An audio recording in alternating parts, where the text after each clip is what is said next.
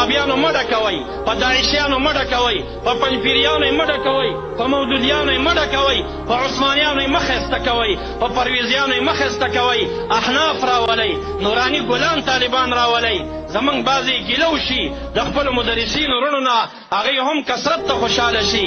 وایي که زه داسې خبرې کومه، ښایي په زړه کې عقیده ورته معلومه ده چې دا غلطه عقیده ده، خو که زه طالب ته وایم زما طالب کمیږي، نو زه یم تعجب دی.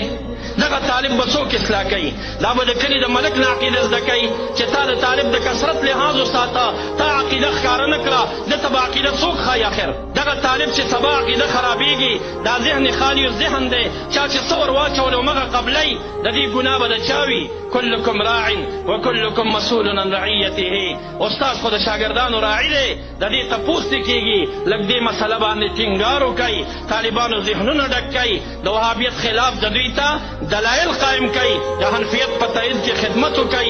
وما علی الا البلاغ واخر دعوانا ان الحمد لله رب